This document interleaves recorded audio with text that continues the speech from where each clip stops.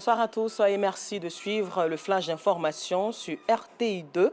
Comme tous les jeudis, pour notre rubrique du jour, le portrait, nous irons à la rencontre d'Anderson Yao, massothérapeute, non-voyant qui s'est spécialisé dans le massage depuis 2017. La quarantaine révolue, il fait le fiche de son handicap pour mettre son savoir-faire au service des autres. Marié et père de 2 enfants, Anderson se sert de ses doigts pour soulager ses patients qui souffrent d'hernie discale, d'arthrose, de douleurs lombaires, l'AVC et bien d'autres. Installé à son propre compte, ce jeune homme reste un exemple de résilience et de courage pour ses pairs. Qui est-il? Comment arrive-t-il à soigner ses malades avec sa situation? Comment procède-t-il? Les réponses dans son portrait signé Georgette Ido Fofana, Aïcha Guiri, Kader Bachil et Issa Dombélé, à voir ce soir à 19h30 sur RTI 2. En société, hier, mercredi 9 octobre, l'effondrement d'un immeuble R+7 a fait 3 victimes, dont un décès dans le village d'Atenguié. Le pouls de la défunte et les 2 victimes sont encore sous le choc. Ils expliquent comment ont-ils échappé à la mort dans un reportage signé Assitan Diarra, Abdoulaziz Daramé et Gilles Tonien, à voir aussi ce soir. Traverser l'autoroute du Nord à partir du quartier Jesco de Yopougon, où celle menant à Dabou n'est pas chose aisée pour les riverains. Une véritable exposition aux véhicules roulant à vive allure sur ces voies internationales. Les pompiers sont donc plus que nécessaires. Quand il n'en a pas, c'est une autre difficulté qui se présente aux riverains avec diverses fortunes. Et notre équipe de reportage composée de Théodore Zouzou, Gilles Tonien et Sidiki Ouattara nous faire vivre la situation des piétons.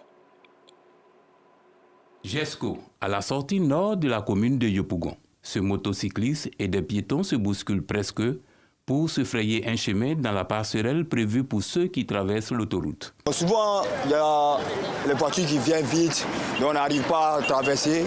Et souvent, on est obligé de courir pour pouvoir traverser. C'est pas facile. C'est pas facile en tout cas. La prudence est de mise chez ces écoliers obligés de se mettre en groupe et d'observer avant de se lancer, parfois en courant. À l'école, on nous a dit qu'avant de traverser, il faut regarder à gauche, à droite, faire plus attention. C'est pour cela que nous, on regarde à gauche, à droite avant de traverser. Aucun marquage sur la chaussée malgré la présence d'un panneau de signalisation. C'est pas normal même, c'est très dangereux pour nous et puis pour nos enfants aussi qui vont à l'école. Il y a les voitures qui passent, c'est sur l'autoroute. Les voitures passent, les enfants traversent, les voitures les cognent. Bon, ça reste donc vraiment de grâce. Si on peut avoir 2 ponts piétons ici, ça nous fait du bien. Voici le panneau, il n'y a pas de bande blanche, il n'y en a pas. On traverse comme ça dans le vide. À un peu plus de 3 km de là, au quartier Sako, la situation est également moins reluisante. Une autoroute de 3 voies, balisée chacune par des terre-pleins surmontés par des grillages.